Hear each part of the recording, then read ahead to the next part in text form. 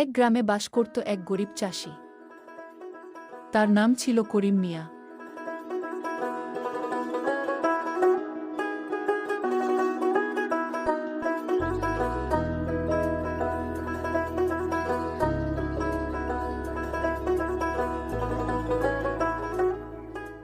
সে প্রতিদিন ভোরবেলা মাঠে যেত চাষাবাদ করতে।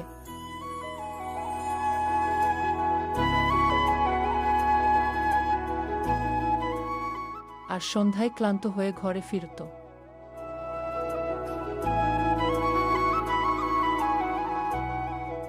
কিন্তু দুর্ভাগ্যজনকভাবে তার জমিতে ফসল কিছুতেই ভালো হতো না।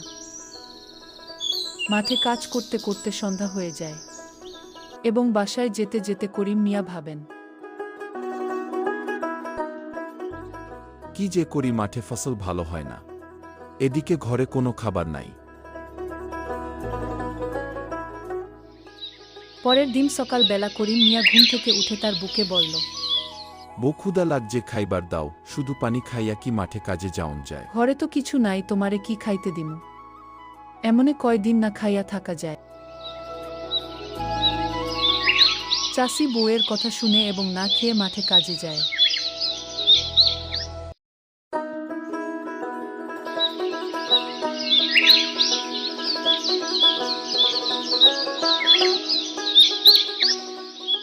করিম মিয়া মাঠে কাজ করতে করতে হঠাৎ এক আজব পাখি দেখতে পেল।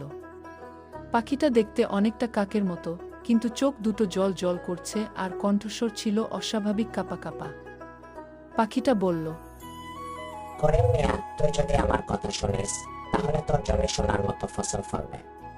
করিম মিয়া তো অবাক। সে ভাবল, এ আবার কেমন পাখি? কথা বলে, তবুও সে কৌতূহলবশত বলল, কি করতে হবে আমাকে বলো, আমি তাই করব।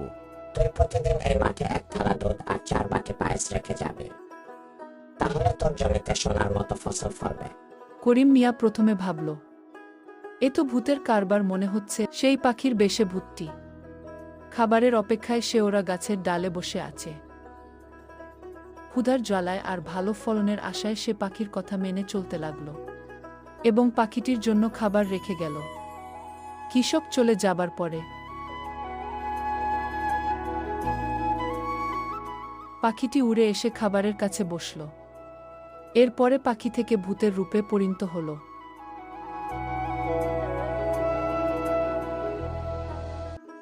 এক এক করে সব খাবার খেয়ে সে ওরা গাছে অদৃশ্য হয়ে গেল।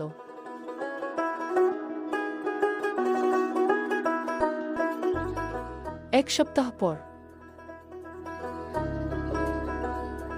আশ্চর্যজনকভাবে করিম মিয়া জমিতে সবজি আর ধান এমনভাবে গজাতে লাগল যেন মাটি নিজেই সোনা উগড়ে দিচ্ছে। চাষি খুশিতে আত্মহারা হয়ে গেল। একদিন পরে কিন্তু একদিন সে লুকিয়ে দেখল কে খাচ্ছে তার দুধ পায়েস। সে দেখল সেই পাখি আসলে একটা ভূত। পাখির ছদ্মবেশে মাঠে এসে খাবার খাচ্ছে।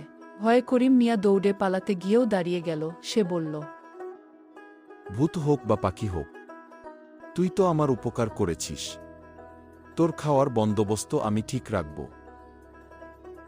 ভূত হেসে বলল, তুই চাষি বটে, তবে বুদ্ধিমান চাষি, তোকে আমি আরো সাহায্য করব। সেই দিন থেকে করিম মিয়ার জমিতে শুধু ভালো ফলনই নয়, গ্রামেও তার সুখ্যাতি ছড়িয়ে পড়ল। আর পাখির বেশে সেই ভূত থেকে গেল করিম মিয়ার ভালো বন্ধু হয়ে। এভাবেই চলতে থাকল করিম মিয়ার দিনগুলো। ধন্যবাদ ছোট্ট বন্ধুরা। আরও নতুন নতুন ভিডিও পেতে চ্যানেলটি এখনই সাবস্ক্রাইব করো।